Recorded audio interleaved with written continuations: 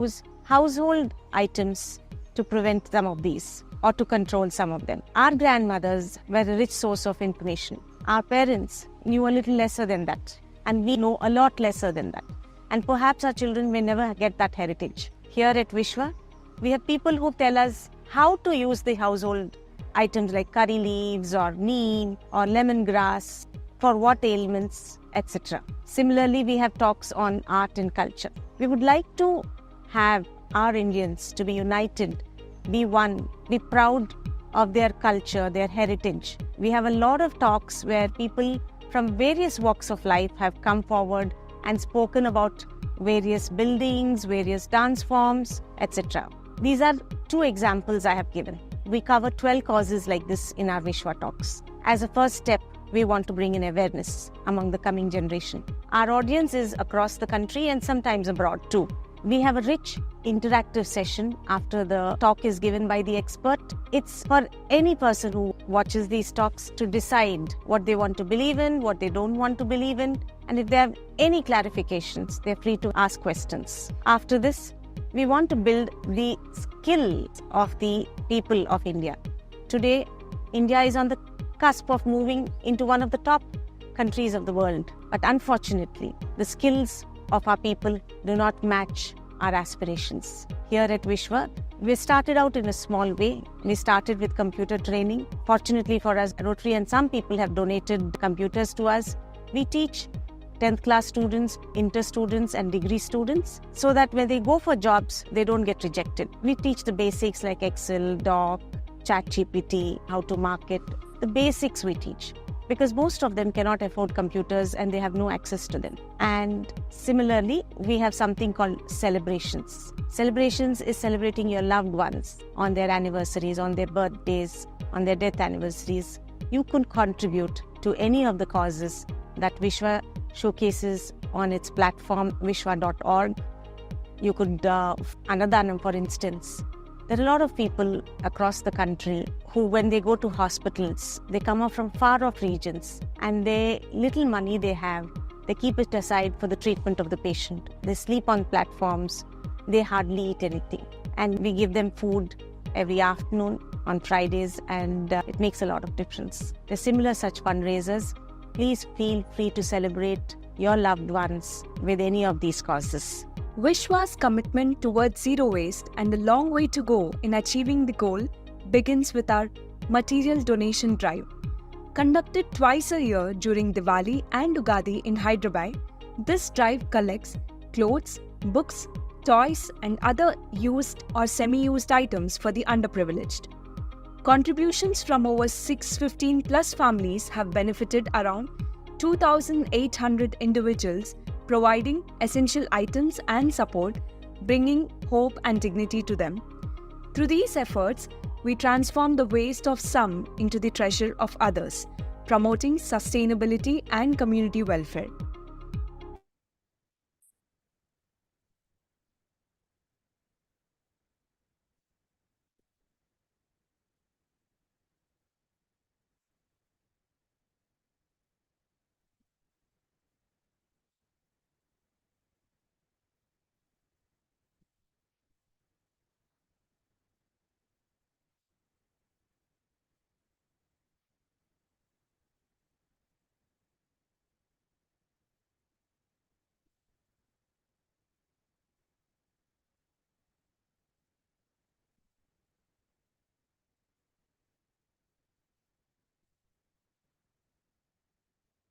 Prashant? Yes, ma'am. I'm just waiting for it to be 11. Just a minute, ma'am.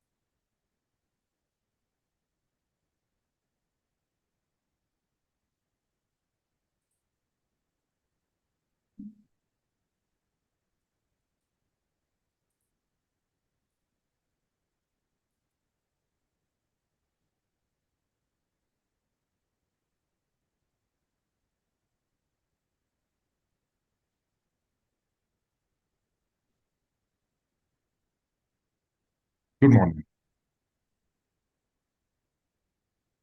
A warm welcome to Vishwa Talks. My name is Trishant, and I thank you all for attending today's event on Zoom and to those watching on YouTube Live. For those of you who have attended a Vishwa Talk before, a warm welcome back. And for our new joinees, here's a little bit about us. Vishwa Talks is a program to create awareness amongst people and to make a positive impact in the society.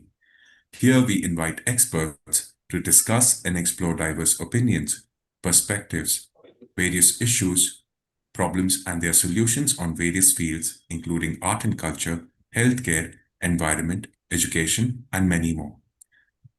Each webinar is an interactive session with a deeper understanding of the topic at hand. If you miss any part of the session or would like to go through the previous sessions, please visit our website or Vishwa Talks YouTube channel. It is with great warmth and pride that we welcome today's distinguished speaker, Ms. Shrivani Mullapudi. Shrivani ji is the founder of the Vishwa Foundation and also serves as the chairperson of Vishwa Seva and Ayathana Designs and BuildMart. With a mission to unite changemakers, she is the visionary behind Vishwa and has been actively working with numerous organizations to create change at a grassroots level. She stands as a remarkable force of transformation, blending compassion, innovation, and community-driven action to redefine how we approach sustainability, resilience, and inclusive urban development. She has supported changemakers like my colleagues and myself towards the causes that we support, and for that I can only show gratitude. Today, as she leads this Vishwa Talk session, we look forward to a thought-provoking conversation that will spark ideas, ignite action, and bring us one step closer to the cleaner, kinder world we all envision. Please join me in warmly welcoming Ms. Shrivani Mullapudi. As we dive into today's interesting discussion, I would like to inform the audience that our speaker will be taking questions from you after our main talk. So please leave your questions in the chat box or use the raise hand tool in the React section of Zoom, and we will allow you to ask your questions in person. I request everyone to turn on your webcam for the interactive part of the webinar. Kindly keep the questions concise and on point, and you can state your opinions and perspectives in the chat box. So without further ado, let's welcome Ms. Shrivani Mullapudi as she shares her inspiring journey and valuable insights into a turning point for cities towards a cleaner future, harnessing communities, data, and circular solutions to avert a waste and climate crisis. Good morning, ma'am. Namaste. I am Srivani, a mother of three and a grandmother of three, and the founder of Vishwa Foundation. Vishwa was born from a deep desire to give back to society. My kids have grown up, and at this point of my life, I wanted to serve the society.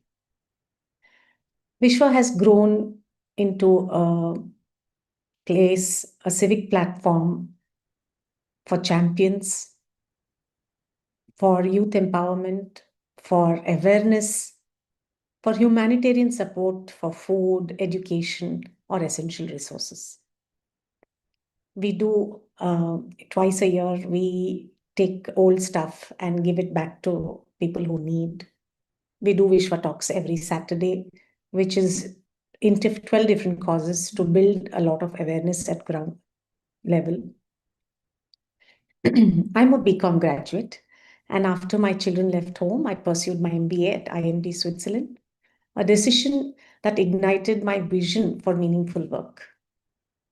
I was thinking what to do, and 20 years ago, I had planted 20,000 trees in my town, Tanuku. I thought I'll take on planting across Telangana and Andhra. And when I did my MBA, I realized the power of technology. And instead of limiting myself to one cause, with this platform, multiple causes can be addressed through multiple sources. This was what I got from MBA. And I quickly realized sustaining philanthropy requires financial stability. I'm someone who cannot go to someone and ask money. So I launched Ayatna, an initiative rooted in purpose to support my philanthropic journey. Alongside, I also manage Vishwa Seva, focused on community empowerment.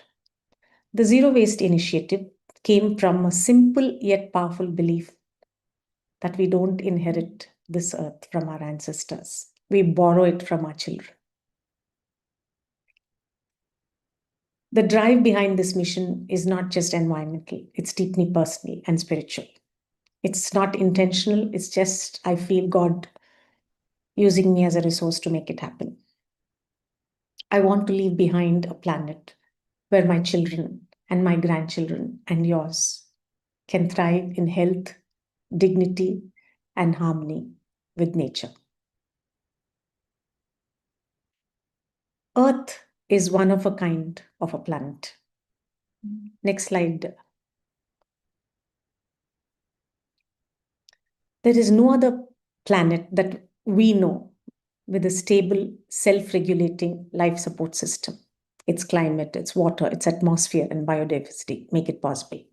Humans thrive in this earth. It's the only one that we know. However, the global waste emergency that we have, it's generating 2.3 billion tons of waste annually, and we're projected to reach 3.8 billion tons by 2050.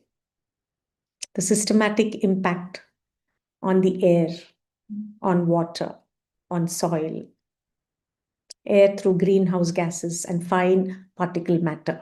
Fine particle matter is the soot that comes out of our industries, microplastics, and untreated sewage water going into our water channels, whether it is rivers, ponds, tanks, oceans.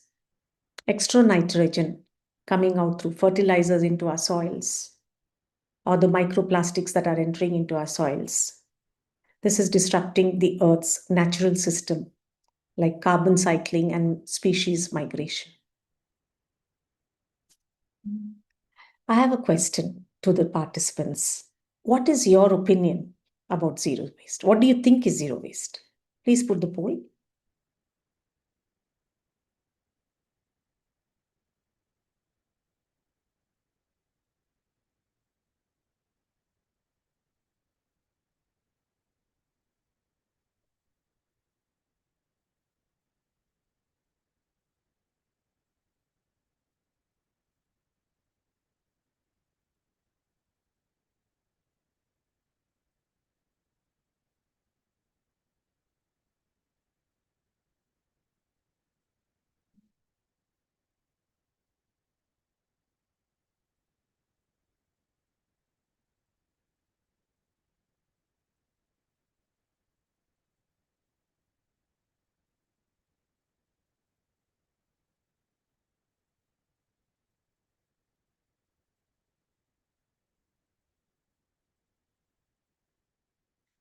So zero waste is a lifestyle, a philosophy, and a design principle that aims to prevent waste from being created in the first place.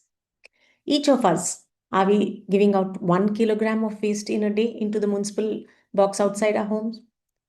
Or 500 grams? How much less garbage is getting created from our homes? Prevent waste from being created in the first place, not just manage it after it's made. Zero waste means designing and managing products and processes to systematically avoid and eliminate waste and conserve resources. Right now, what we're doing is burning or burying them in landfills. It's about rethinking our relationship with resources so that everything has a purpose and nothing ends up in a landfill or an incinerator. It's not about being perfect. A lot of people think, oh, I can't do all this, so let go. No, take one step at a time. Zero waste doesn't mean producing literally no waste. It means progressively reducing your waste footprint, making conscious choices, and redesigning systems for sustainability. It's a journey of responsibility, not a destination for perfection. There's a difference between waste management and zero waste. Rakesh, you're not moving the slides.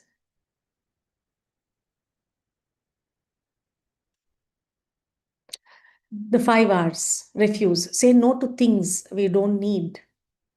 Today with Instagram, the first thing we do is every other day we'll be buying something. Do we actually need it? Am I going to do I love it? Is it useful for me? Is it functional to me? Will I keep it for a longer time? Will I use it until its life cycle is over? One habit that we Hyderabadis are creating is let's buy the latest phone, let's buy the latest iPad, let's buy the latest gadget. And then we dispose the old one. Why? Why can't we use what we have until its life cycle is over? Reduce, buy less, choose durable items, avoid single use. We have come to a culture where, we buy something, a clothes, and we try to throw it off in 2 years or 6 months. Why can't we buy whatever we are buying of good quality that will last? That was the culture a few decades ago in India. And today, we just want to buy, throw. We bought furniture, it lasted a generation and went to the grandkids. Today, it's about, okay, we're buying this sofa, it works for 2 years, and then we can throw it out. Reuse. Use what you already have. Repair, donate, refill. Today, your suitcase gets spoiled, you don't want to repair. Your shoes get spoiled, you don't want to repair. You have stuff lying in your walk-ins, you don't want to donate it. You have puja mandir, you're removing your God's pictures, you're dumping it somewhere. Recycle. Only what you can't refuse, reduce, or reuse. Segregate it properly. Ensure it goes to the right places. Compost waste and return nutrients to the soil. Even if a single plastic is left in your garbage bag along with the wet waste, we are cause for microplastics that are landing up in soils. Next slide. Now, what is zero waste? What is the difference between waste management and zero waste? Can someone raise a hand? Your hand on this thing at the bottom. In reactions, you'll see your hand. Okay. You need to, okay, Mayur, you have to be on video to talk.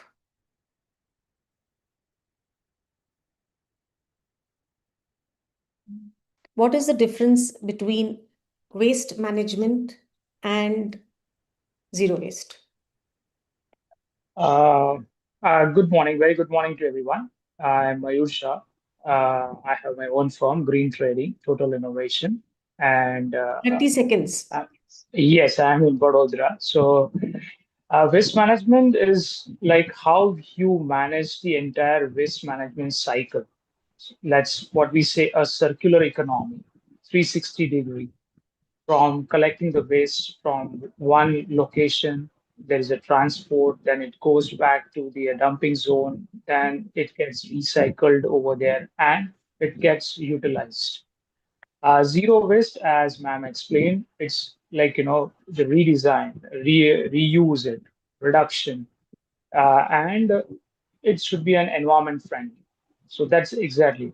There is a utilization of technology in waste management, and it keeps on adding things. You get the exact idea of the what exactly the weight you have in the bill in the sensors. So it is an endless thing. I can keep on going on this topic. I can give a lot of differences because it will definitely it will go for an hour. But yeah, that's what I can say. It's a very lengthy discussion. I can get into it. Got it. I got it. I'll give Yeah. the next person an opportunity. Sure. Thank you. Preeti, can you come on? Yeah. So for me, the difference between waste management and zero waste was the mind shift set. So earlier I would buy something and later I would think, how should I dispose it? How should I discard it? But now, before buying something, I consciously think, where will it end? Like, I can I avoid this waste? This small change helped me choose better things, like reusable items, less packaging with eco-friendly items. It's about being responsible for what we bring into our lives and how it affects the planet. So instead of buying something and thinking later, in the first place, I'm thinking and how it will end in the world. Yeah, that's the mindset shift for me. And what do you think about landfills or reuse? From landfills are nothing but the irresponsible waste. Will think, oh, okay, oh, it's just one packet, it's just one item, I'm throwing it away. But if everyone is thinking in the same way, there are mountains of landfills which are there in Hyderabad, in every city. So it's not just one item we are discarding, it's about everyone thinking in the same way is the problem of landfills, I think. So there should be some responsibility, like we are depending for like schools, education, hi-fi things, we will choose private things. But for coming to waste, the discarding of waste, we will blame the government. So instead of taking responsibility, choosing government to take our responsibility, we should be responsible of our waste, I feel. Okay, thank you. Um, I would like you to present, Rakesh, the results at the when I ask you later on. Okay. Now, coming to the next slide, global waste and pollution hotspots.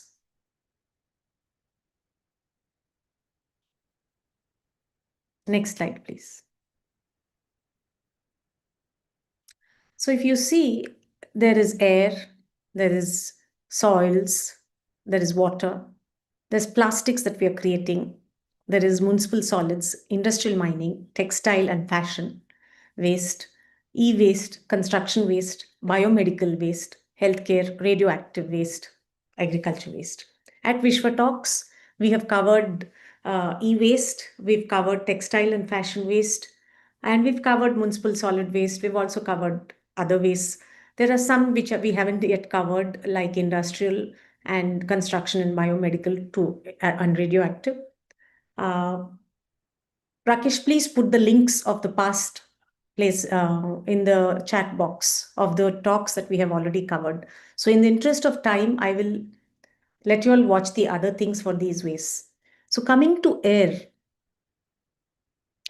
global air pollution is a major environmental threat, causing over 7 million premature deaths and affecting climate, health, and ecosystems widely. Climate crisis is escalating. It's an emergency. Waste, especially organic and plastic, contributes significantly to greenhouse gas emissions like methane and carbon dioxide, accelerating global warming. See, we're getting waste out of industry, we're letting it into the air. We're filling landfills from which methane is coming out. That's also going into the air. When we leave plastics thrown out on the roadsides, they become into small plastics, go into the sky as microplastics and enter our breathing systems. It enters the clouds and then again comes back in the form of rains and into the water, into the groundwater, and we are breathing it and we are drinking it. Next slide. 52 million tons of plastic is entering our environment each year from 5 resources. One is littering, 3% is going from there. Uncollected waste, 68%, 2% is collected, 2% is recycled, 25% is dumped into landfills. Next slide, please. Next slide, stay there. Now, over 100 million tons of plastics are produced every year for the use in a wide variety of applications. At least 14 million tons of plastics ends up in the ocean every year. and plastics make up 80% of all marine debris found from surface waters to deep sea sediments. Marine species ingest or are unentangled by plastic debris, which causes severe injuries and death. Plastic pollution threatens food safety and quality, human health, coastal tourism, and contributes to climate change. There is an urgent need for the Global Plastics Treaty that directly addresses plastic pollution's impact on biodiversity. Today, in the Indian Ocean, if you see, the most populated areas in the country are in red, in different shades of red. And all of us go to any village, the plastics are dumped in the canals, in the rivers, they're just thrown. And can you believe India is one of the largest producers of plastics which are dumped into the Indian Ocean? China, stay there, please. Go back. China, Indonesia, India, Nigeria. These are the countries which are dumping maximum into the Indian Ocean. Sorry, Nigeria, not Indian Ocean, but Indian Ocean is China, India, Indonesia. India's plastic waste is 9.3 million tons. Can you come down? Next slide. Yeah, next slide. Plastics. When you throw plastics, what happens? Ocean, all these plastics gets accumulated each year. And it's estimated 50 million metric tons of this plastic waste is entering marine environments. The waste originates primarily from land-based resources, including urban runoffs, mismanaged waste, stormwater discharges, and rivers. Once the ocean plastics are transported by currents and winds, accumulating in specific circulation zones as gyres. Can you show the gyres? We'll come back to this again. Can you come down? Okay. There are around 5 gyres in the oceans. These are the currents that are moving in circles in the oceans. And all the waste that we throw goes in circles. These gyres act as convergence zones.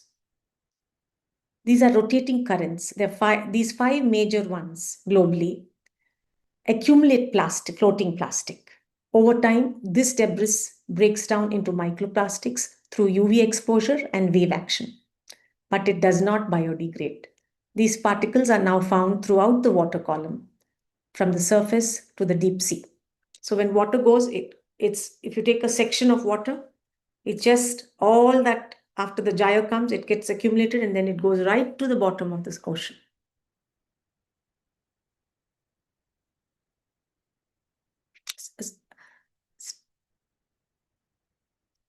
So, and these have been detected in microorganisms at a trophic level. In the Indian Ocean specifically, plastic ocean is widely distributed through though less concentrated in distinct garbage patches as in the North Pacific, according to research published in Ocean Science 2022. The Indian Ocean receives an estimated 3 to 4 million tons of plastics annually. Most of it originates from rapidly urbanizing countries with inadequate waste infrastructure. Unlike in other oceans, much of this plastic is dispersed across vast areas due to monsoonal currents, seasonal upwellings, making it harder to detect and clean. Floating plastics interfere with marine life in numerous ways, ingested by fish, seabirds, turtles, whales, often causing starvation or internal injuries. They act as vectors for invasive species and chemical contaminants. This disrupts the base level food web dynamics and potentially affects commercial fisheries and global nutrition in a big way. The International Union of Conservation of Nature warns that the marine plastic pollution is now altering ecosystems' function, reducing biodiversity, and weakening oceanic carbon sequestration processes. These changes comprise the ocean's role as a climate stabilizer and provider of food and the livelihood for billions of people. Next slide, please. Next slide.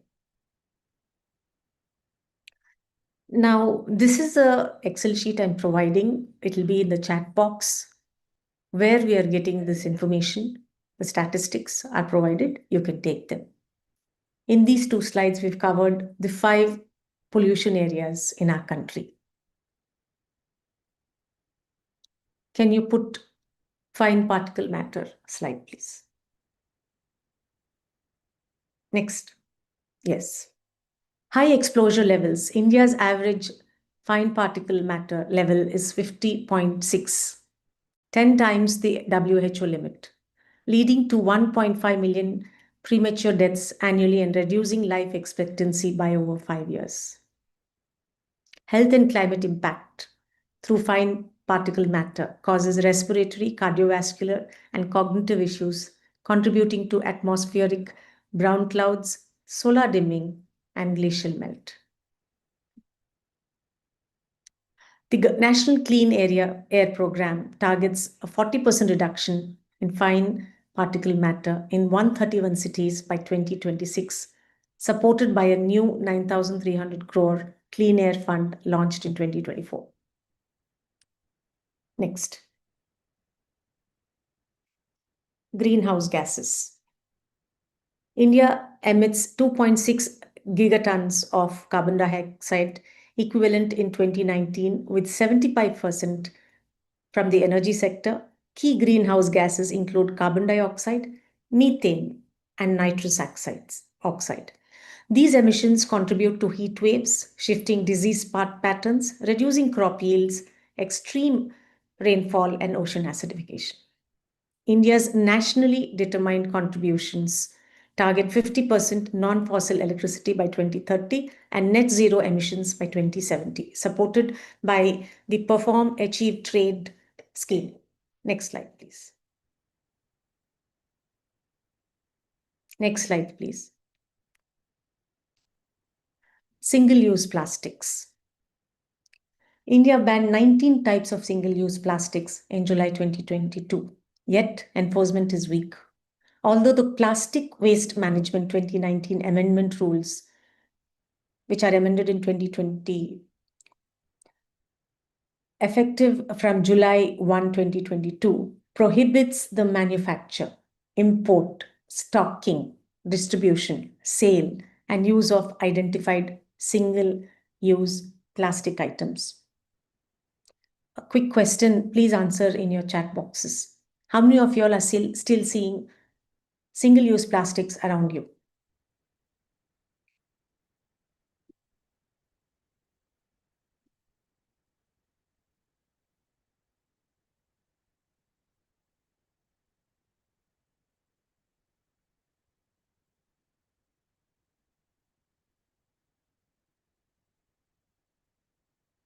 There is poor enforcement, and that's a major challenge.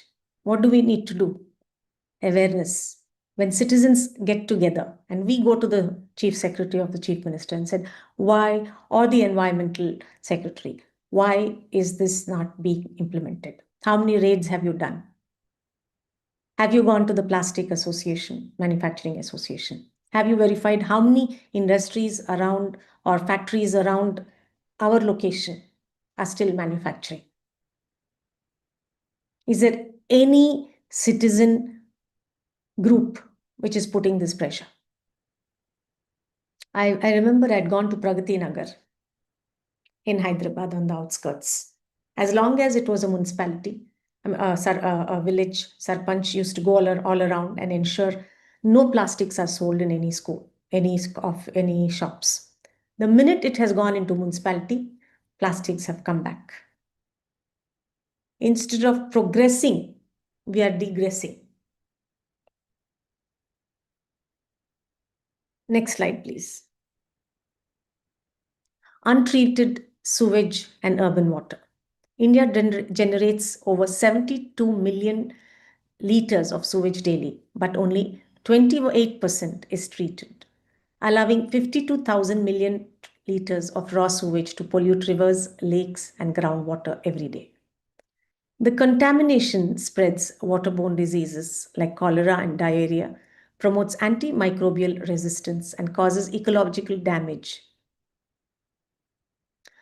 The Swachh Bharat Mission Urban 2.0, with 1.4 lakh crore budget, targets 100% sewage treatment and reuse, supported by the fecal sludge and septage management policy for non-sewered systems.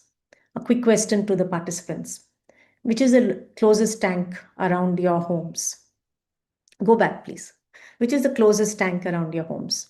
Does it have a sewage treatment plant? Closest to your colony.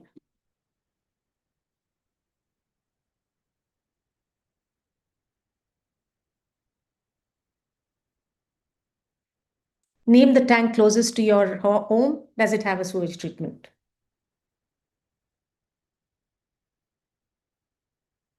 Name the tank closest to your place.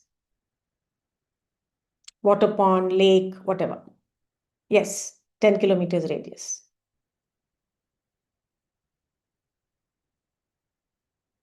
Five kilometers is also fine.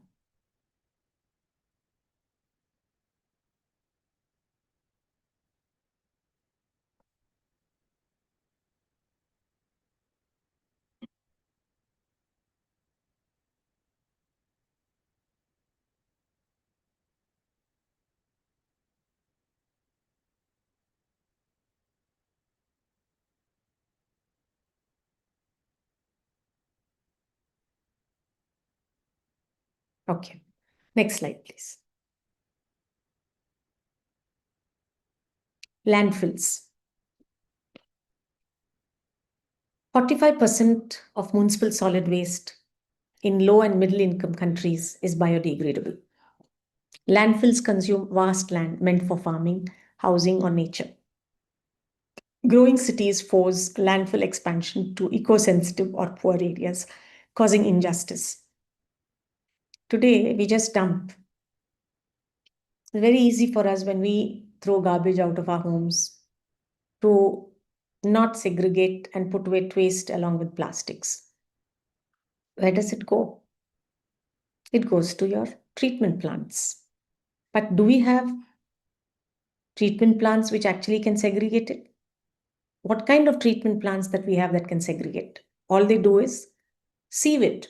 So anything below a particular gets down into the, is considered as wet waste, and they again sell it as manure. But how much of it has microplastics? Waste is unsegregated, organic, plastic e-waste, medical, hazardous material mixed.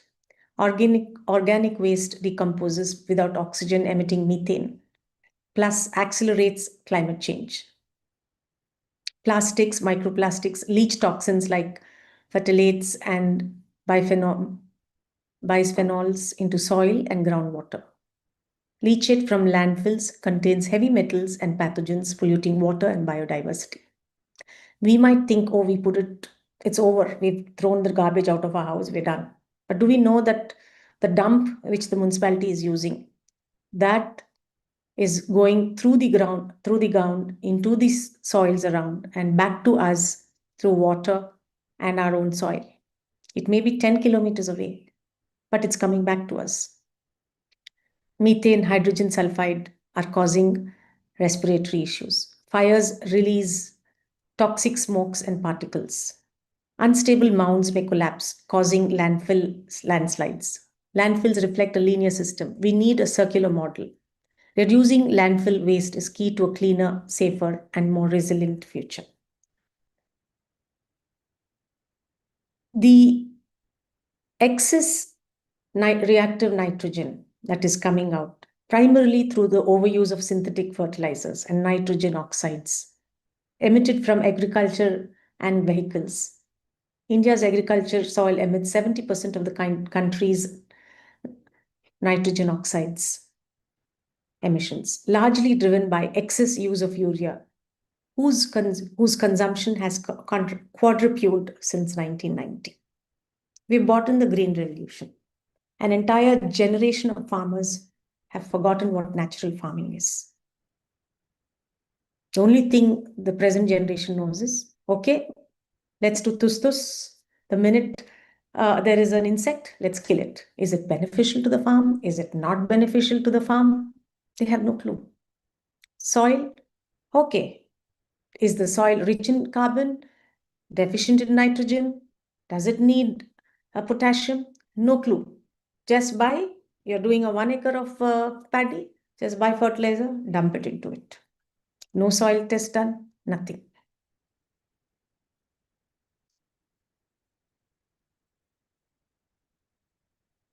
This consumption has quadrupled since 1990.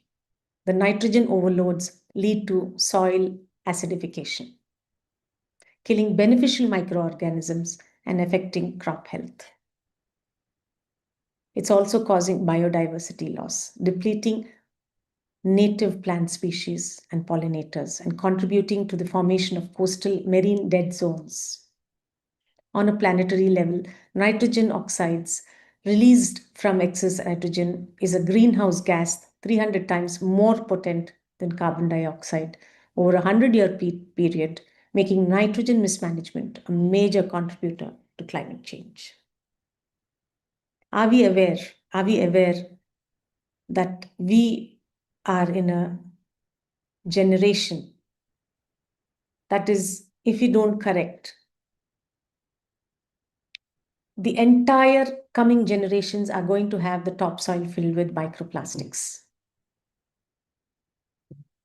Are we willing to be aware of it, share this information with our friends, families, and our circle of influence, such that they understand the gravity of the situation, the urgency that this generation, if we do not protect our soil, the topsoil from microplastics or from what we're doing, the next generation, as it is, we are hearing incidents where they're saying 30% of the person's brain is with microplastics.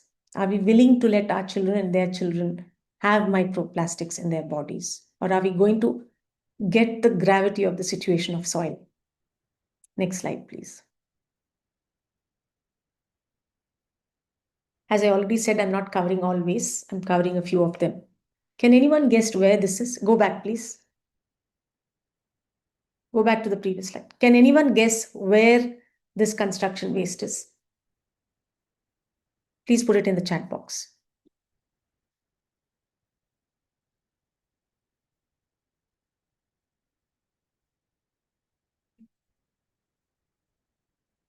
Which location? Not just the city, which location?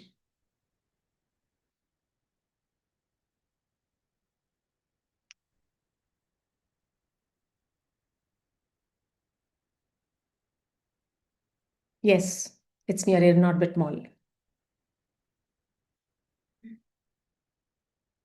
It's opposite on the same road of the Aeronorbit Mall. Next slide, please. And we have become so thick-skinned that it doesn't matter to us. We just cross it. We don't question it. It doesn't even matter anymore.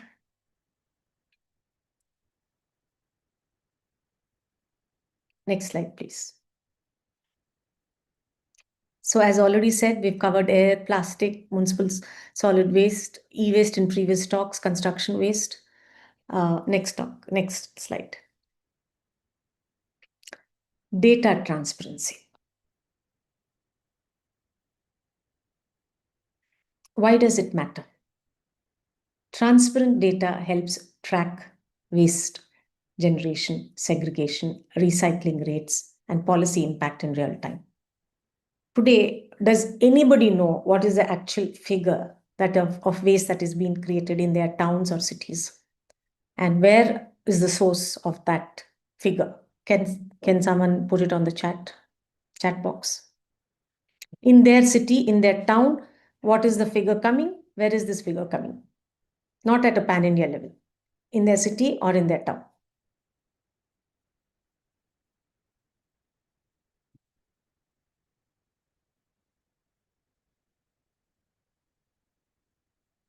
Anybody else knows in the other cities? I want the sources, not just declare how many tons. Where are you getting the source of this information?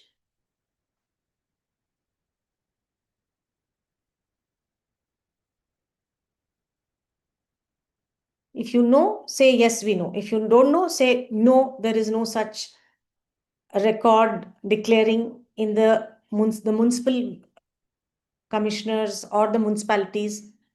Do they declare on any platform?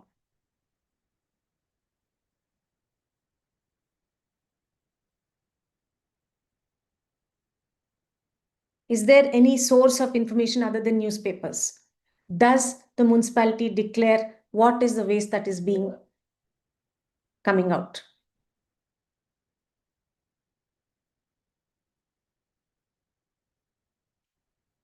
Can you understand the gravity of the situation?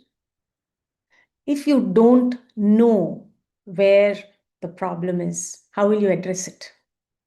If we are willing to say, hide the truth under the carpet, how will you even address it? How do you even build accountability? Newspapers are not a source. They have to come out of the municipalities. They have to come out of the village sarpanches.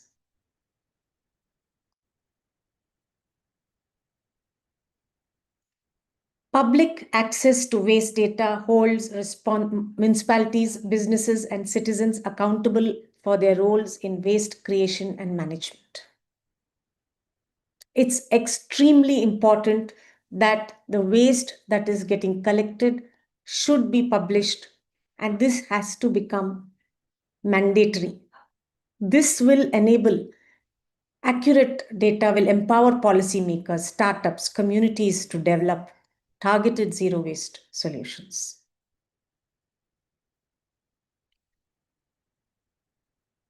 Today, Hyderabad must be generating waste of 15,000 to 18,000 tons of waste. What is publicly spoken is around 8,000 to 9,000. Why? Why do you think there is a need to not give transparency?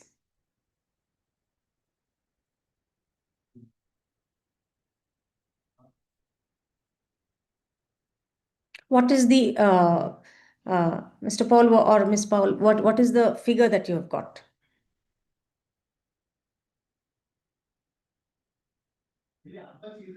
From where? Which locality?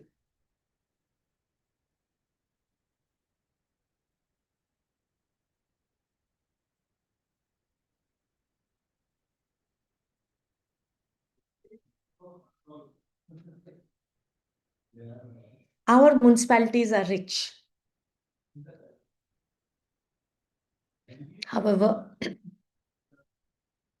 the money does not go to the funding of the incinerators. Today, we need 1300 degrees of burning for these incinerators. In India, perhaps we have up to 800 or 900 degrees. When that happens, it is inevitable that the soils will end up with microplastics. If private parties cannot afford to put that kind, why can't the government? We have what? How many cities and how many towns, at least in the major towns, why cannot the government, if it is willing to invest in irrigation projects, if it's willing to invest in roads, why can't they invest in incinerators of that degree? If that is from the government's point of view, from the individual's point of view, why should the wastage be 18,000 tons? Why can't we cut down our waste? Why can't we segregate it at our levels, so that the waste generated, which is going to the municipality, comes down by 50%? Next slide, please.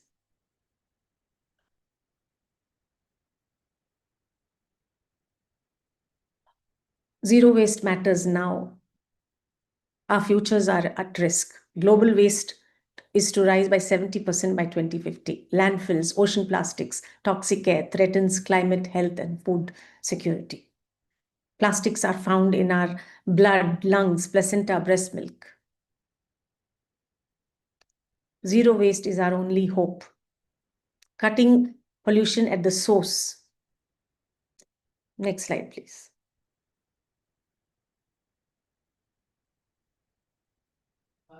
I want to discuss about which locations is it being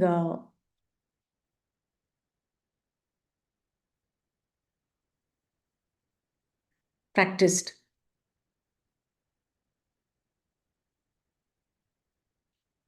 The locations, please. Slides for the locations.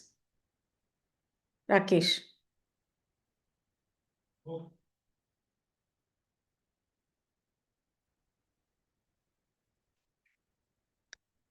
Today, Indore is considered one of the cleanest cities in India.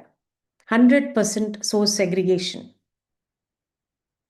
GPS monitoring, worker accountability, citizen campaigns. Impact, considered cleanest city since 7 years. Landfill use has reduced. Ambikapur, women-led SHGs collect and segregate waste in 48 wards. Open dumping banned. Waste recycled or composted. Seoul, pay-as-you-throw system. Waste charged by weight, volume. Massive public awareness and food waste reduction policies. Food waste has been cut down by 30%. Recycle rate over 60%. Come down, please. San Francisco legislation and public engagement. Mandatory three-way segregation, recycle, compost, landfill. Bans on plastic bags and styrofoam, reuse incentives. Impact 80% diversions, thousands of green jobs created. Japan, minimalism and 45 waste categories, no garbage trucks. Citizens drop off sorted waste, emphasize on reuse, repair, and reduction. 80% of waste has been reused and recycled. What's common across all these places? Segregation at source, community involvement, smart policies, innovation, and persistence. If they can do it, so can we. Next, please.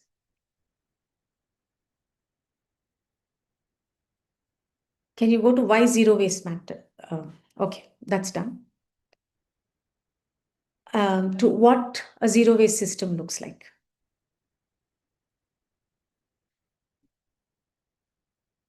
As already told, source segregation, circular economy principles, composting and organic waste management, local decentralized solutions.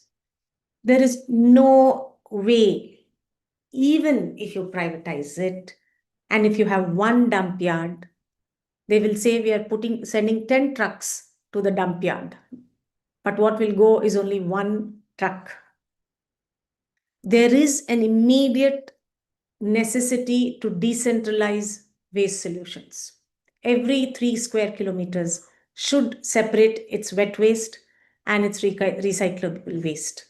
Every 3 square kilometers, there is a need for composting to happen there itself. And it can be distributed. The government can collect this and give it to the farmers instead of giving artificial fertilizers. And then the recyclable waste can be moved to the respective hubs. The current system of having one dump yard is not practical. The current system of having one vendor to handle a city doesn't work. There are enough entrepreneurs ready to keep their localities zero waste. There is a need for tendering to happen every 3 square kilometers by the government. Can you come down, please? Next slide.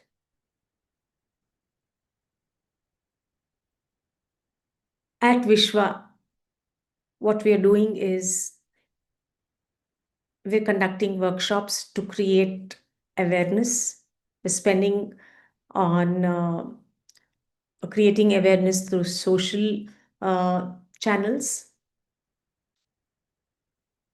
We are helping people to conduct waste audits, but this can be done only with public participation. There are around 40,000 communities in Hyderabad. We are doing with a few where the local person, the person living in that premise, is ready to take responsibility. And we at Vishwa are ready to show the way, the pathway on how to ensure your organization, your offices, your in apartment building, your colony to be zero waste. But for that, we need people who are ready to partner with Vishwa to make it happen. We need to do 40,000 communities simultaneously. If not, what can be completed in 2 years will take another 30 years. The damage for the coming generations is irreversible. Once the topsoil is contaminated, it's irreversible. Next slide, please.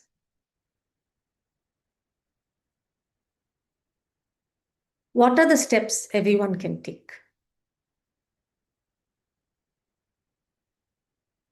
Can you just write what you can take from your side on the chat box, please?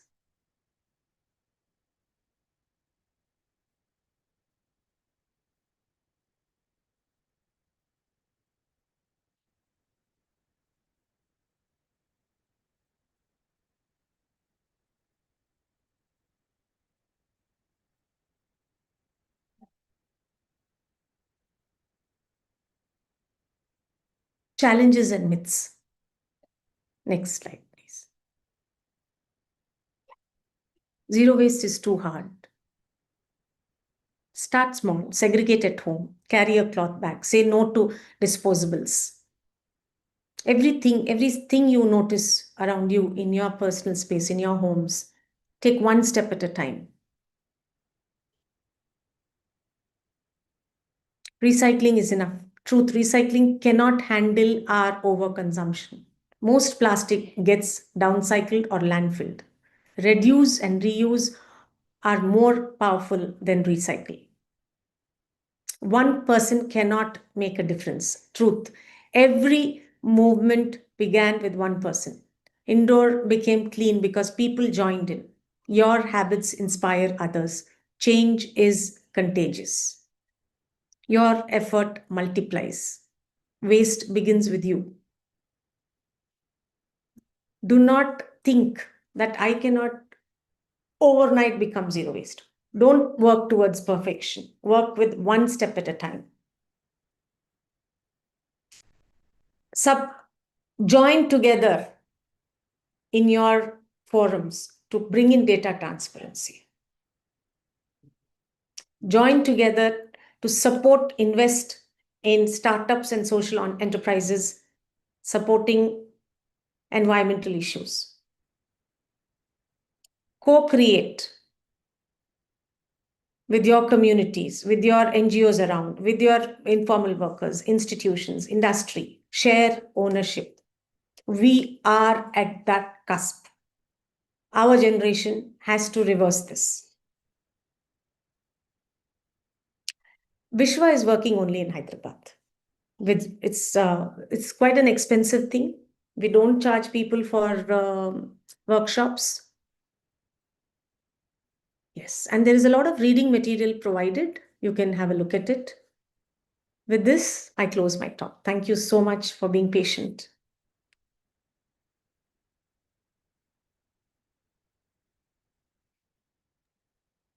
Thank you so much, ma'am.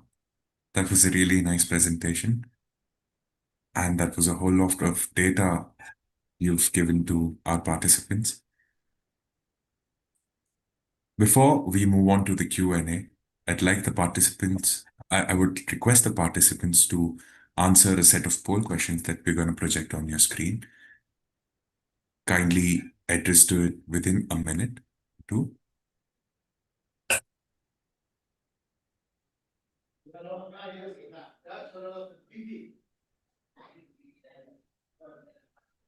While you're answering the poll questions, I would request all of the participants to kindly visit vishwa.org and check out the fundraisers we have going on our platform. We have an Annadanam campaign. We have a program to fund a child's education. There are several such fundraisers. Kindly visit our website.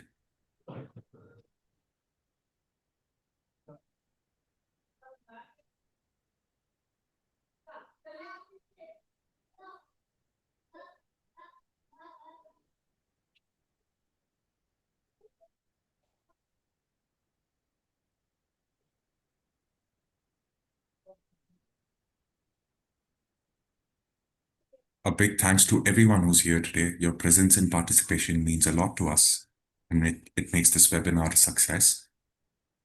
I'd like to extend my heartfelt thanks to our speaker and founder, Ms. Shrivani Mullapudi, for sharing her valuable time and insights with us.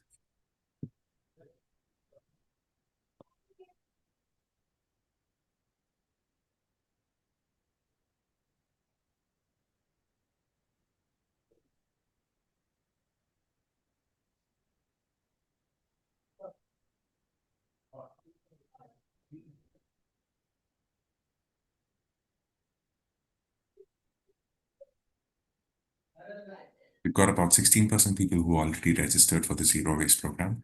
We've got about 53% people who are interested.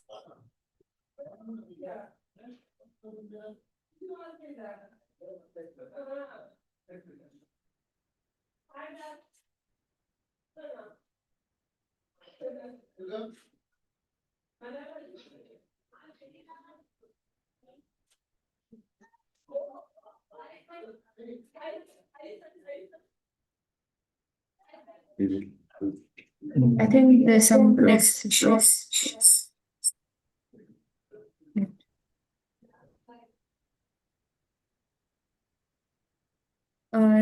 16% have already registered for zero waste community workshops, and 74% are interested to volunteer for zero waste initiative. That's very interesting. And about 46% of the participation is already into eco entrepreneur or green startups. We would love to collaborate with you. Yeah, so we are good to close the poll and we can start the question Show and the answer last session. first poll once more. The first poll. Yeah, sure.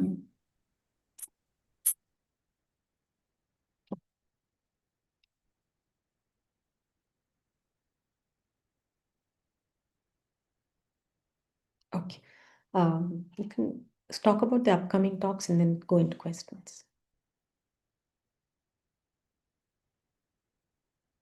Can everybody see the poll results?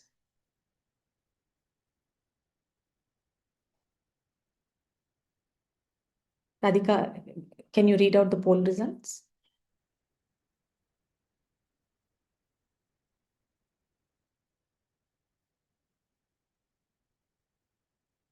You're on mute, Radhika.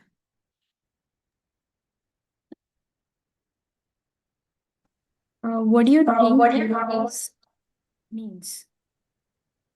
Throwing away less garbage at home. Only 2% voted for this, and maximum votes are for designing systems where all materials are reused, composted, or recycled. Nothing goes to landfill or incineration. 65% of participants have voted for this, and 27 have voted for recycling everything properly. And 6% have voted for not generating any waste at all.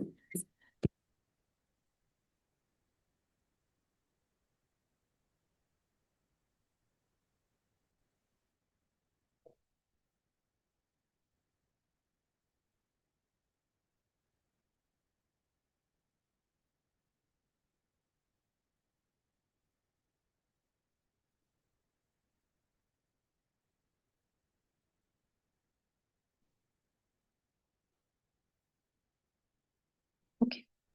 Oh, We will quickly go through the upcoming talks and we'll move on to Q&A after that. So we have a talk coming up by PG Bhatt, who is a professor at RV University, who is going to talk about bridging the gap between the teaching generation and the Gen Z with heart, humor, and hands-on approaches. This is on 2nd August 2025, 11 a.m. to 12 p.m. on Zoom. Registration links are posted in chat box. Please do register. I'd like to mention about the talks right after that. We'll provide you with the registration link soon. We have Teaching Boundaries Through Stories by Apramita Deshpande, founder of Coplot. She's a speech pathologist. And the date is 9th August, 11 a.m. We have Save Soil by Sneha Coppola, lead project coordinator for Aranya Agriculture Alternatives. That's on 16th August, 2025. Post that, we have Navigating Through and Understanding Waste in the Oceans by Mr. Arvind Slides being Dharamsri. shown? Are the No, slides ma'am. We are retrieving the data from the speakers. We'll project it in the next session. Speaker is Arvind Dharamsri, director, Paddy Master Instructor, Disabled Diver Instructor. He's speaking on 23rd August, 2025. With that, we can initiate the Q&A session. I'd like to first unmute Mr. Vasant Maishuma.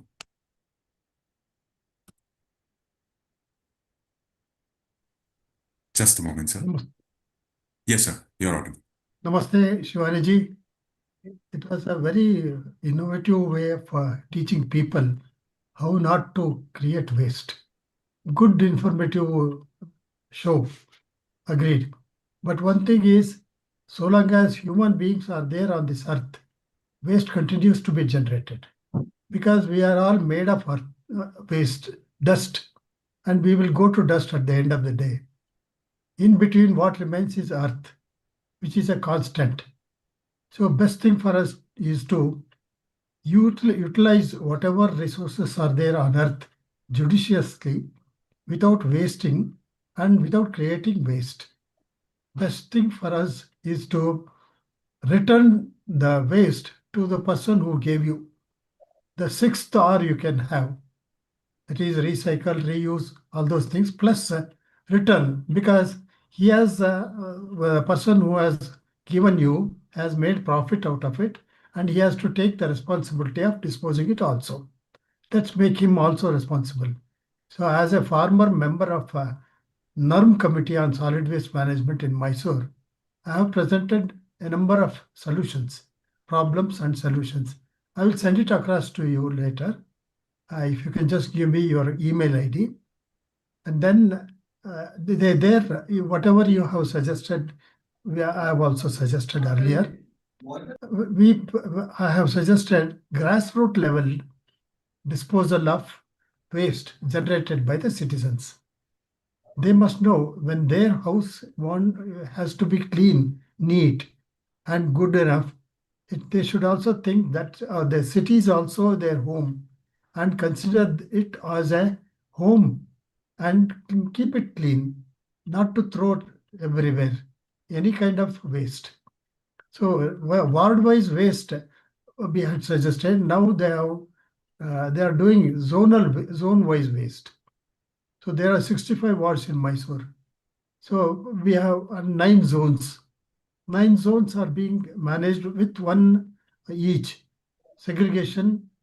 And I have also suggested that whatever compost they develop, they manufacture and generate, it should be taken by the Paurakarmikas to households where they go and pick the waste and sell it to the people who are fond of greens. And some of them have got terrace gardens. They would love to have that kind of a supply at their doorstep. Second thing is, whatever remains, it can be sold at a very concessional rate as organic manure to the nearest possible villagers, farmers. And with regard to plastic, I have suggested that the most of it we can see in it is called floating pollution. visual pollution. You say what you call SUP, single-use plastic. It cannot be wished away. You don't have the guts to ban plastic, and you cannot do away with the future plastic also. And I have suggested that every school child must bring 10 pieces of waste either from the house or from environment and give it to the school. And in turn, for 10 days, 10 pieces can generate.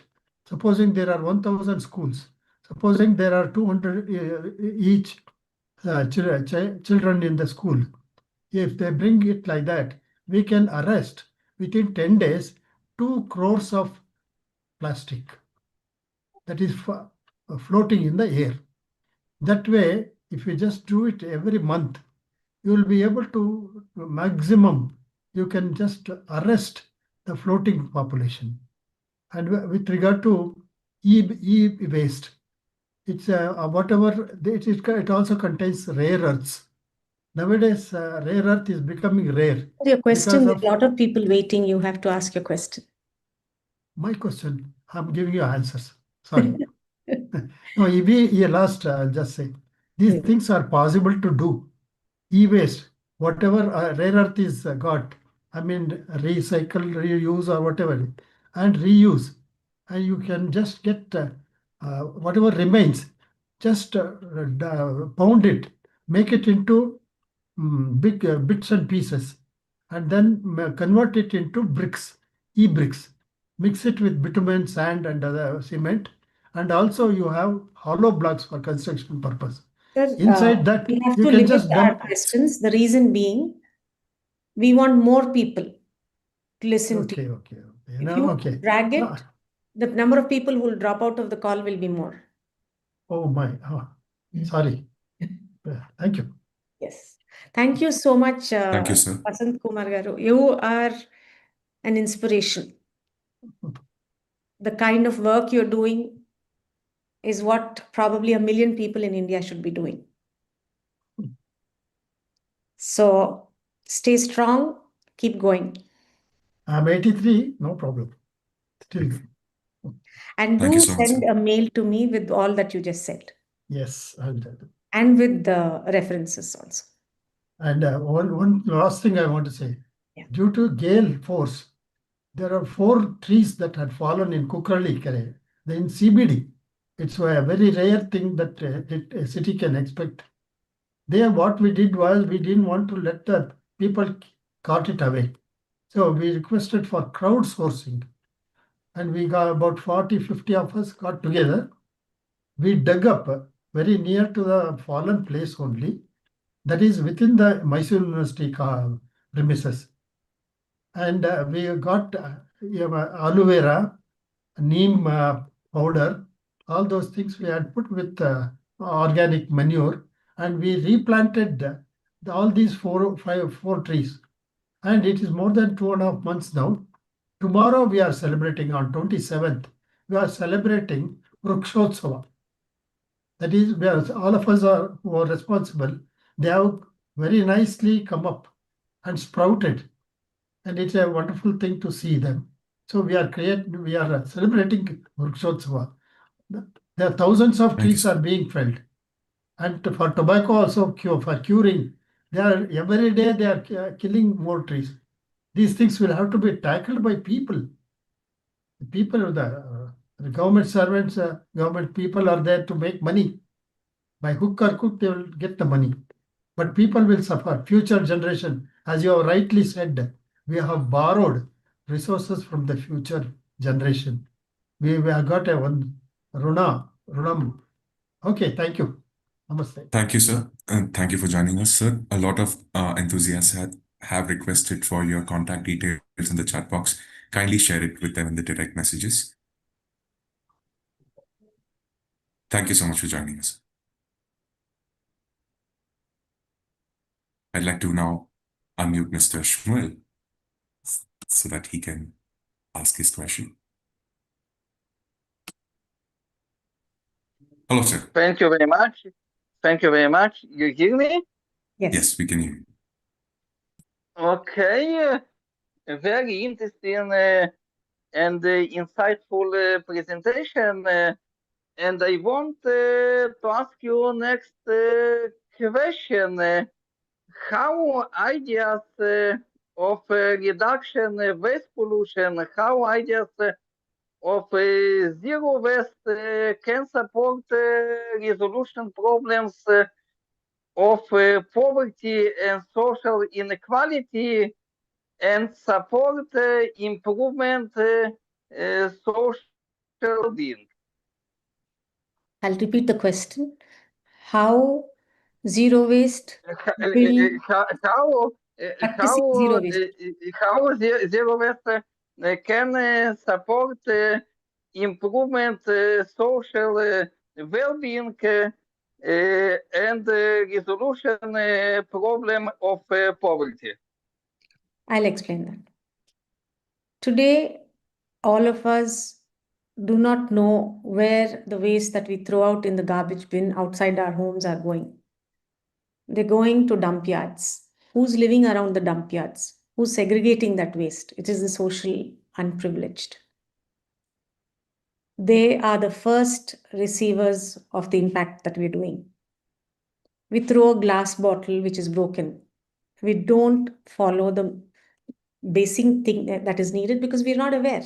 When a glass is broken, put it in a glass bottle and then throw. Because otherwise, when the person is touching, he cuts his fingers. We order food on Swiggy. We don't wash the plastic bottles, bags we dump. And then the person who opens it smells it and he just dumps it. So recyclable waste is going into the dump fill. Ganesh Chaturthi is coming. Carefully, we put all the idol, the flowers in a plastic box packet, and then we dump it in water.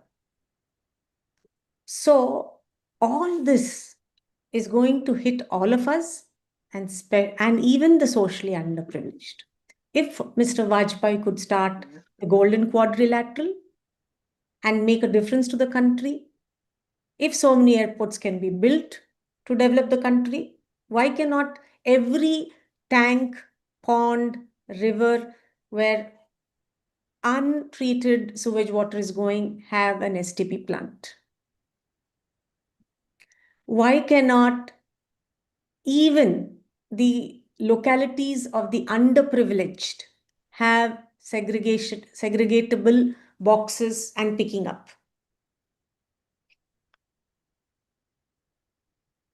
The underprivileged are suffering because they do not have awareness, segregation, and building awareness among all levels of community, making it a way of life. We in India had a way of life. Our villages, our towns, in the olden days, we never wasted anything. Even if a shampoo bottle was over, we would put water in it, wash it till the last drop, use it. When we disposed of, when we had an empty plastic bottle, it used to be reused for 100 things. Today, we're just jumping them. The entire culture of India is aping the West. Previously in India, even the underprivileged had beautiful homes around them. Today, they're just dump yards. Awareness is the first step that needs to be brought in for this change for the underprivileged. So does that answer your question? Yeah, of course. And I have more one short question. I want to ask you, what situation in India with recycling plastic waste? We do have, as I already told you, that the government has already passed a rule that single-use plastics cannot be used. However, it is not being implemented.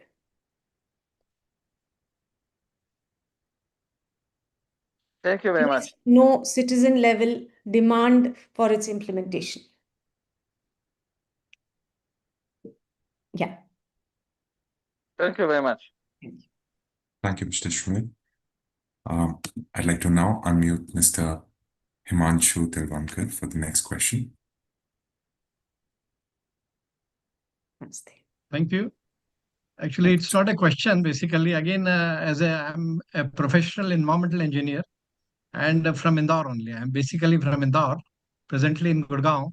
So just wanted to give some 2 minutes about what Indore has done. So if you permit, definitely, for the benefit of all the participants, I would like to have some case study about in 2-3 minutes only about Indore, how it has become the cleanest city in India. So just need your permission to go ahead. Please be quick. Yeah. Thank you. So basically, it started with basically public participation. The most important thing which I feel is the public participation, public awareness, but how it comes. So basically, it came in Indore basically from the commitment made by the top leadership. That is most important, I think. The commissioner of the Indore Municipal Corporation, the collector of the Indore city, all the councillors, all the member of legislative assembly, MLAs, all the member of parliament, all this came together, and then they have decided that yes, let us, with this commitment it started.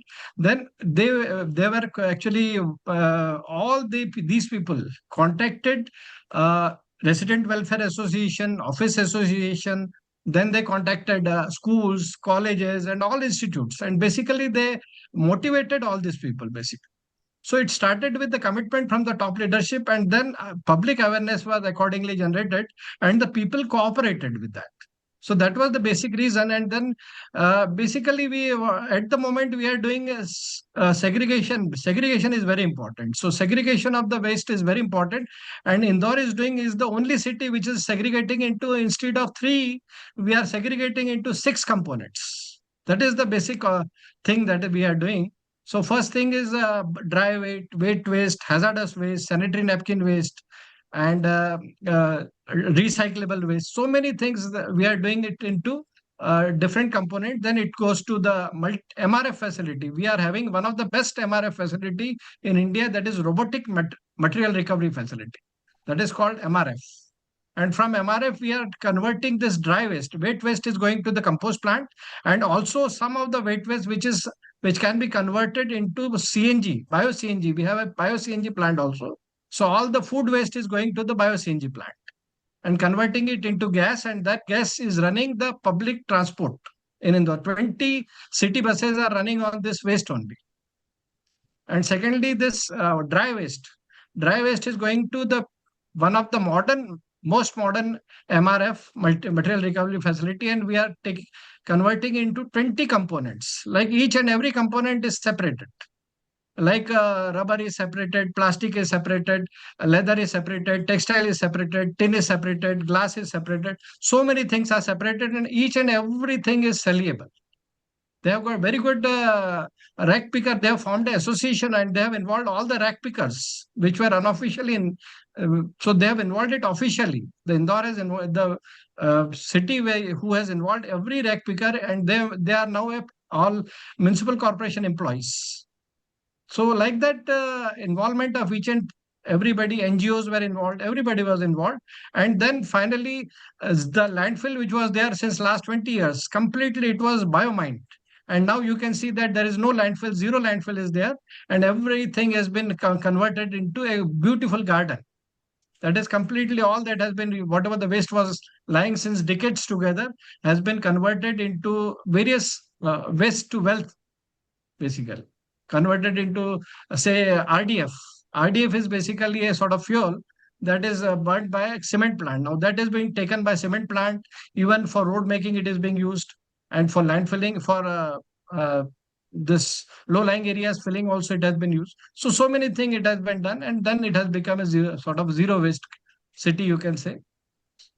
So that's what I wanted to say. And being a professional environmental engineer, I definitely would like to help you people also being, so whatever help. And I'm preparing 3 master plans also for 3 cities in this Tamil Nadu. One is Tambaram, Kanchipuram, and Avadi. 3 master plans I'm preparing for 3 cities to how to make it zero waste in 25 years.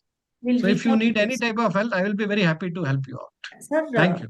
Could you introduce yourself a little bit? I'm Himanshu Tilvankar. Basically, I'm environmental engineer from IIT Kharagpur. I have done my MTech, and then civil engineering I have done from Indore only. And I was with Pollution Control Board also, Madhya Pradesh Pollution Control Board.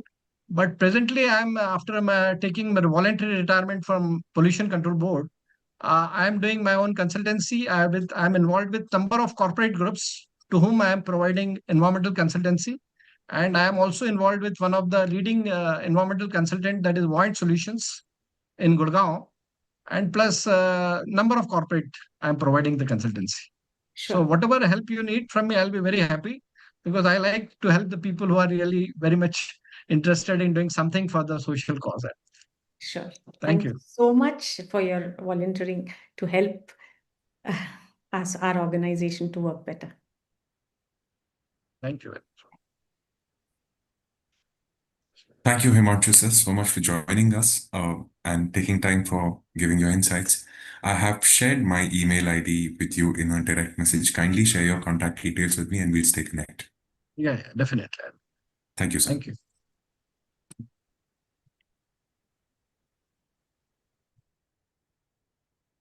Hello. Yes, ma'am. I'd like to now unmute Ms. Rupal Zalavadia. Rupal झालावाड़िया, मैं पुणे से बोल रही हूँ। मैं नमस्ते, ma'am. सिर्फ यही बस अपने मन से हिसाब से कुछ काम करती हूँ कि अपने एरिया में मैं कितना अवेयरनेस ला सकूं। तो उसके लिए मैं हर एक शॉप और ग्रोसरी शॉप में जाके विजिट करके सिंगल यूज प्लास्टिक के लिए अवेयरनेस करती हूँ। बच्चों को इकट्ठा करके उसकी ड्राइंग्स बनाती हूँ। हम रोड पे उसको शोकेस करते हैं और फिर हमने ऐसे एक स्टिकर्स बनाए थे, if you can see, bring your oven bag. तो हम हर एक दुकान में जाके, ग्रोसरी शॉप में जाके, पूजा शॉप में जाके, जो पेटीएम के स्कैनर मशीन है उस पे ये लगा के उसको अवेयरनेस करने की कोशिश करके कि आप कम से कम उसको दो, जो बैग लाए हैं एटलीस्ट उनको सामने से मत दो। और हम पब्लिकली बच्चों के साथ रोड पे निकलते हैं जब भी संडे सैटरडे ग्रोसरी वाले जब आठवड़े बाजार लगाते हैं तभी। और पब्लिक जिसके भी हाथ में अगर क्लॉथ बैग है तो हमें उनको थैंक यू बोलते हैं, और जिसके पास प्लास्टिक बैग है उनको ये एक हमने स्टिकर छपवाए हैं, जैसे डोर टू स्टिकर होटल्स में रहते हैं वैसे ही, जो एक साइड लिखा है our planet will thank you if you carry your cloth bag, और सेकंड टाइम लिखा है carry your water bottle with a pride. तो आप कहीं पे जाओ, आप बिना संकोच से अपना बोतल लेके जाओ। तो ये हम डोरटेक पब्लिकली कोई भी कंपनीज को देते हैं ताकि ये एक रिमाइंडर टैग हो जाए जो अपने मेन डोर के या कीबोर्ड पे ही मैं लटकाऊंगी, तो मुझे याद रहेगा घर से बाहर निकलते समय। और ऐसे ही हमने स्टिकर सोशल अवेयरनेस के लिए प्रोमिस लिया है। हमारी काफी सारी सोसाइटी में हमने प्लास्टिक वेस्ट सेग्रीगेशन कैंपेन चलाए हैं, जो अभी मैं 5 से 7 सोसाइटी में कर रही हूँ। वहां से पिकअप होके रिसाइकल प्रोसेस तक कैसे पहुंचाए, उसके लिए अलग अलग कंपनीज को फाइंड आउट करके प्रोसीजर हम स्टार्ट करते हैं। लेकिन उसमें एक मेन प्रॉब्लम ये आता है कि वो हम हमारे एरिया में वंस इन 2 मंथ या वंस इन अ मंथ आते हैं कलेक्ट करने के लिए। तो इतना सारा कलेक्शन हम घर पे, हम देखा जाए ना तो 70 to 80% हमारे पास प्लास्टिक वेस्ट ही है, जो हमने एक पीडीएफ बनाया है जो प्रॉपर उसका क्लीनिंग कैसे करके आप सेपरेट रख सको। लेकिन वो चीज मेन वो हो जाती है कि सबको एवरी वीक चाहिए कि एवरी वीक हमारे पास से कोई कलेक्ट करके जाए, हमें घर पे 1 महीने तक संभालना नहीं है। तो लेट्स सी अब मैं क्या कर सकूं उसके लिए। लेकिन अगर मुझे ऐसे कुछ एक्सपर्ट्स के रिव्यू और एक्सपर्ट के हेल्प मिल जाते हैं तो बहुत अच्छा है। मैं अपने कार्य में अपने एरिया में करने के लिए फुली कमिटेड। यस, तो विश्वा आपको सपोर्ट कर सकती है। मैं राधिका से कनेक्ट करूंगी। आपका आप अपार्टमेंट्स में इन्फ्लुएंस कर सकते हैं। यस यस, सो पूरे एरिया में मैं हर एक बिल्डिंग में जाके जहां पर भी मेरी फ्रेंड्स है उसकी हर एक एमसी मेंबर को मिलके मैं अवेयरनेस ड्राइव करती हूँ। तो हम जो मेथड फॉलो कर रहे हैं आपसे शेयर करेंगे। देखिए अगर आप you can implement it in Pune. Yes, thank you. Thank you so much for joining in, ma'am. It is amazing to see people from Pune. It's one of the cities which has the most active citizen activism based approach. Whereas my city, if you ban if you ban single-use plastic, there are protests by people to remove the ban rather than. So I'm looking forward to, seeing actions from the Pune city, and hopefully people from my city can pick it up and we move in the same direction towards a cleaner city. Thank you so much for joining us, Rupal ma'am. We have Mr. Vardhaman next. I'll just pin him and I'll prompt you to unmute yourself. Kindly unmute yourself. Yes, hello. Myself, Vardhaman. I'm from Mumbai. I'm an IT engineer working in Reliance. So basically, as a volunteering, I'm working with NGO who works in flower waste management. It is Holy Flower Waste Management. So the work is really great. I'm connected with him from around 10 years. But the challenges which we are facing is to approach people, to awake people about this work, to get their support in this work. Also to get support from BMCs and various other organizations to keep this work moving, and also work with temples, temple management people to handle their holy flower waste, and we are trying to convert it into compost. So that regards a lot of segregation work in this process.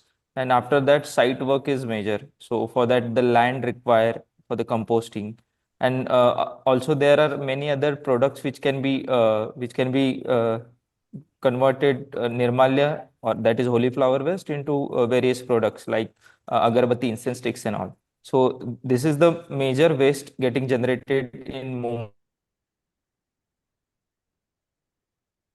Your internet is not good.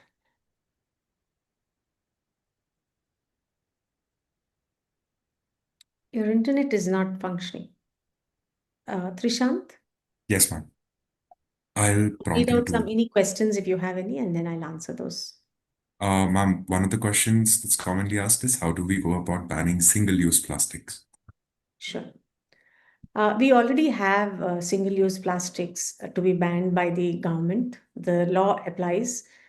Citizen groups should gather together and put the pressure on the Chief Secretary of the Chief Minister and the secretaries responsible for environment. Go meet them. Go meet them every week until they implement it. Ensure that enough raids are done where it is being used, and penalties to be heavy. Ma'am, I'd like to ask one question from my side. So I mentioned about this example that we have protests when there's a plastic ban, and I seldom see protests which are projected towards a cleaner environment, clean water, clean air. These are the protests we should essentially be doing as citizens, but we are doing protests for ban on single-use plastic and trying to, because there's a whole lot of industries that depend on it, whole lot of livelihoods that depend on in the manufacturing industry. How do we solve this gap? How do we bridge the issue? Like convert the plastic industry into something else, or I don't know. I'm just So there curious. are enough alternatives to plastic bags, where the raw material can be plantain trunks and all. So the technology should be made available to the same manufacturers and given them enough financial support to change their investments, their present production of plastics into same bags but made with different raw materials. That's doable. So, did you cover two questions or did you have one question? Just one. I have one more question. Let's finish with the. There's no more questions in the chat as such. So the lady on the screen, can you see the lady on the screen? Oh, yes. Ruchi, ma'am, I'm just going to unmute you right away. For some reason, I can't raise my hand on laptop. I have a very simple question, very beginning question. I've just gotten a little bit aware about the plastic usage and everything and all the information around it. So in my society, I've been trying to tell them I'm living in Visakhapatnam right now. So I'm trying to tell them they're all sending unsegregated waste from our society to an incineration plant. So I've been trying to tell them that segregate it, take responsibility, segregate it at source. So I've been putting off the group many times, and I can do my own composting. But the thing is, I would prefer that if it's a community-based composting. So we have a lot of space also in our community. So I want, how can I approach? Is there an organization like Vishwa who's there in Vizag? Who can I contact? I'm sort of like, there's a hurdle. How many apartments are there in your building? There are about 18 here, 18 into 3. What's the name of your? It's a naval coastal battery. It's a Nofra naval coastal battery. It's a navy. It's a So navy. we'll have a one-on-one session with Radhika and me, and we'll tell you what is the process we are following, and see if it'll work for you to implement it there. Though we'll share with you the process. Please, because I need to know how to start this. So I've been telling them on my own way. I have an environmental scientist friend. Whatever she says, I put that on the group, but I'm not getting any interest, any answers. We'll see how to support you in doing what we are doing here. Wonderful. Thank you. Thank you, ma'am. I request Radhika to kindly DM ma'am before she leaves the meeting and share the And contact also, details. next time attend one of our workshops in Hyderabad, Rupal. Okay, I'll come. Yeah. Thank you for joining us, Ruchi ma'am. Yes, Trishant. I'd like to ask one question from Mr. Rana Pratap Reddy. Can we contact the local municipality and manage the textile waste by sewing them into vegetables or handbags, which can reduce the use of plastic and can empower the local people? Yes, there are people who are doing that. You can reach out. You should reach out to the source of the textile. You should have a bank where tailors and all can drop their excess cloth materials, advertise it in your Instagram page, and reach out to major manufacturers who have textile waste, and then have a small unit which actually stitches them. Thank you for the reply, ma'am. There is a collector somewhere in the north who's actually doing this. Probably you can check on the internet. Yeah. Sure. I'm going to unmute Ms. Khushbu. She's requested to keep her video off because of network issues. Ma'am, I've prompted you to unmute yourself. Kindly unmute yourself. Hello. Hello, good afternoon, ma'am. Good afternoon, sir. Yeah. I cannot hear you, ma'am. There is a Good network afternoon. issue. As a school teacher, we have started. I am working in a Ahmedabad I'm based. talking to who? Ms. Khushbu. Khushbu. Okay. We are Ahmedabad based school, and we have started an initiative of reducing the waste of tissue paper. Though we have stopped using in the school canteen, and other than we are promoting how then they cannot use tissue papers in their daily life also. So I just want few other thing is we are trying to do that recyclable plastic wrappers. We are teaching them how they can clean and then they can send it to the recycle centers. So I just want more information or some guidance where I can show them in an interesting way how to reduce the use or how they can try some alternatives. So if there is any organization working in Ahmedabad who can come to our school and explain them how they are working, or maybe some kind of guidance. Khushbu, can you introduce yourself a little bit? Myself is Khushbu Pandey. I am working as a teacher in JG International School in Ahmedabad. I'm a social science teacher. As a part of our environmental and natural resources, we have started in a deeper way where we can recycle the waste and how can we work on it for the future generations. So Vishwa is working with some schools in Hyderabad. We can show you the methodology we are using. Perhaps Okay, ma'am. implement it in your school. Trishant, Okay, is there thank you. you want to add to that? Thank you so much. Essentially, I'll try to connect her with Vishwa Zero Hyderabad team, and maybe they can share the data and help each other out to take a module in Ahmedabad. If I can, I will try and visit Ahmedabad as I live in Vadodara, so I can help out with the module. Sure. There's a question from Mr. Rajesh Kumar. Ma'am, what do you think is the future of Indian cities in terms of SWMS, Solid Waste Management Systems? So we are in a very dangerous situation. The municipalities, the municipal commissioners don't last in any location for more than 2 years. Any problem should first be identified. We're not doing data transparency. We need transparency first. Once you understand the problem, you can address the problem. Problem is people in authority and accountability don't even know what the problem is and by the time they know what the problem is, they're shifted. And citizens are so busy with their own livelihoods. Nobody has the time to step back and say, okay, how can I make a difference?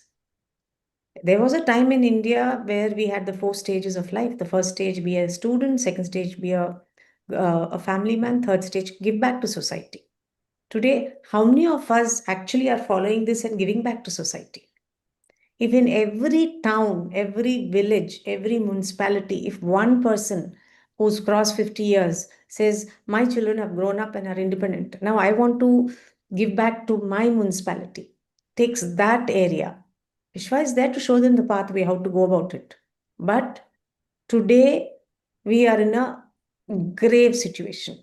The so-called incinerators that we have across our country do not have 1300 degrees centigrade machines, because of which every fertilizer also that comes out of it, the composting also that comes out of it has microplastics. We can't blame them. Every town has dumps of plastics, which are just going into the climate, going into the streams. If this generation of Indians do not open their eyes and reverse the trend, the next generation's topsoil is going to be filled with microplastics. There's nothing we can do about it. We have to face and accept our children are going to be born with microplastics in their bodies, and we may not even look like humans a few years from now. That's the reality. Yeah. Thank you so much, ma'am. Ma'am, I have one question before I move on to while I scout the questions in the chat box. So there are mega corporations that produce chips like potato wafers and say cold drink bottles and toothpaste or anything like boxes and plastic based. Should we have more accountability from such mega corporations, or government should put certain kind of pressure over these corporations to manage their byproducts like post-product consumption waste that is generated? Because essentially these corporations have the power to change the material of their packaging material of their products, but are refraining to do so because of the cost effectiveness. So how can we get these megacorps to be more accountable for the waste that is being generated?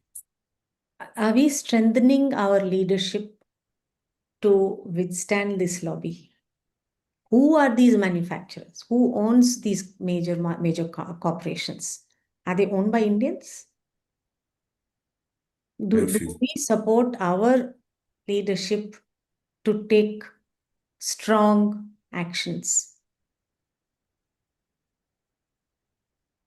Do we understand it? Do citizens understand that? In fact, Trishant, perhaps you should have a talk only on plastics, the various kinds of plastics that are actually being manufactured, and first create awareness on that in the society. And how much plastics is actually recyclable? Only your drinking water bottles and probably 3 other varieties. 77% of the other plastics is only going into landfills. Do an entire talk on that. Thank you so much. Ma'am, there's a question from Mr. Nikhil. Hi, ma'am. I'm Nikhil from Hyderabad. I'm looking to put up a plant for MSW to reduce carbon emissions in the city. Kindly share your feedback on this issue, please. There is a talk given by carbon heroes who function in Bangalore. If you want, we can connect you to them. You can see how they're working, what is their factory, their methodology, and put a functional, practical company which can actually make a difference. Himanshu sir has also mentioned in the chat box that he'd like to answer to the question that I asked. Sure. May I? Yes, yes. Thank you, ma'am. Yes, sir. I prompted you to unmute yourself. I can't hear you. Just a moment. No. Yes. Yes, sir. I can hear you. Regarding that, the question which you have asked regarding the packaging waste that is being generated by this number of multinational companies and this, actually there is already a mechanism called EPR mechanism, that is called Extended Producer Responsibility Mechanism, which is already been notified by Government of India under the plastic waste management rules. So as per this, whatever the waste you are producing as a packaging waste, so that is the responsibility of the brand owner itself, whoever is producing. Suppose Uncle Chips is producing, or Parle is producing, or Hindustan Lever Surf is producing, then it will be the responsibility of that person as per the rules to collect that waste. They may not be collecting, but they have to engage the persons, and they will be collecting that waste, and that will be properly transported. That transported waste will go to the recycling plant, and that recycling will be done, and it will be converted into various plastic other products, granules, or maybe the furnitures or tiles, or so many things are being produced nowadays by plastic. Even t-shirt is being produced. So this is the mechanism, and now these all multinational companies, initially when the new rule came in 2016, plastic waste management rules, that time they were not doing, so they have been fined environmental compensation of the tune of few crores. So after that, they are very serious, and now I think all these big companies which you are naming, Coca-Cola or everything, they are doing nearly 100%, or I am very sure they must be doing 100% of the whatever the plastic waste that is being generated. They have engaged there are plastic waste recyclers, and PROs are there. I am also advisor to number of PROs and recyclers. I am advisor to one of the biggest plastic waste recycler in India, Shakti Plastic Industries, Mumbai. So we are collecting more than about 1,50,000 tons of plastic waste is being collected, and we are recycling 1,50,000 tons from these brand owners only. So all this Coca-Cola and Nestle, Dabur, everybody is giving their waste, and we are actually collecting their waste with the help of municipal corporation, with the help of NGOs, with the rag pickers. And ultimately, we have a plant in Indore, and we have a plant in Mumbai, Vadodara, 3-4 places where we are completely recycling all the waste. So I'm doing a lot of work on the plastic waste management. So if you want, we can definitely, even I can give a talk on the plastic waste complete. Definitely we'll have a talk. I have a question. How many kinds of plastics are there that are getting manufactured? Basically, plastic is 6 categories. One is HDPE, LDPE, PP, PVC. These are the main things which are actually big. And as per the Government of India plastic waste management rules, they have categorized into 4 categories. First category is the rigid plastic, that is HDPE, LDPE, like shampoo bottles and other thing. Second plastic is the flexible plastic, that is category number 2. That is like milk pouches, that is flexible plastic. Third is multi-layer plastic. Multi-layer means actually they are having number of layers. Suppose for protecting the food, just plastic is not enough. So in that case, they are putting some nylon layers, they are putting some metallic layers, so that even moisture content within, suppose chips we are producing. So chips is packed in multi-layer packaging. It cannot be packed in plastic packaging itself. So that is called third category, multi-layer plastic. And fourth category is the biodegradable plastic. Now CPCB has allowed the 4th type of plastic also, which can be made up of the starch or some. So that is 4th category. So as per the plastic waste rules, it is categorized into 4 parts.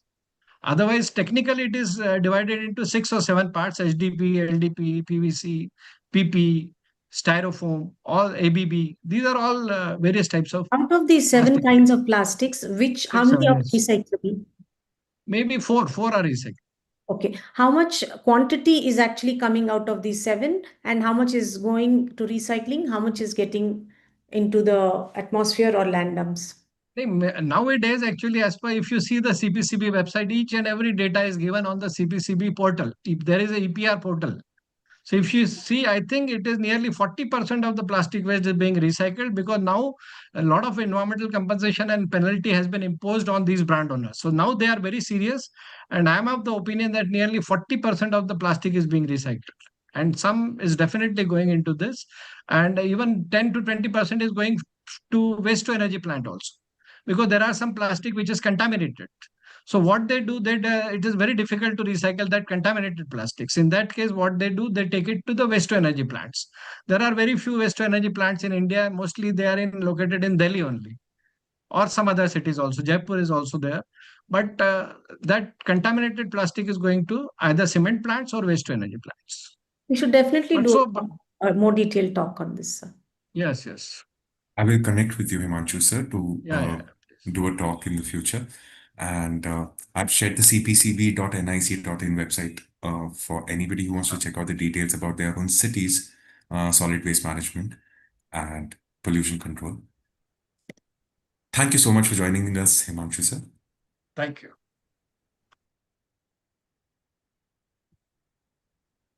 With that, I think, ma'am, we've covered all of the questions in the chat box. Thank you so much. I'd request you to join this breakout room link that will project on your screen. Kindly join into it.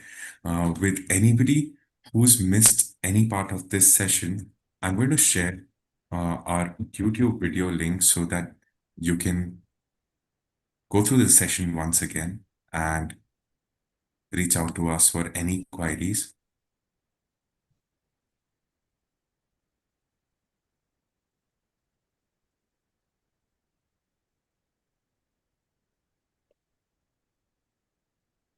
Kindly give me a moment.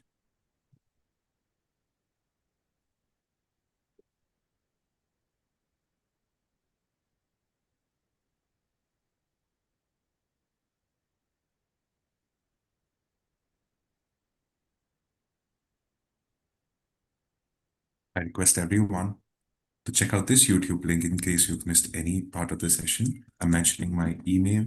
A lot of people had requested to reach out to Vishwa via chat, so I'm mentioning my email in the chat box. Kindly reach out to me. I'll connect you with the concerned department and they will help you out. Rakesh, could you please initiate the... Okay, thank you so much, Rakesh. Ma'am, requesting you to join the breakout room link on your screen. Thank you to all the participants. Wonderful that there's so many people who are conscious about the grave situation and wanting to do something about it. Thank you to the team, Vishwa. Great job.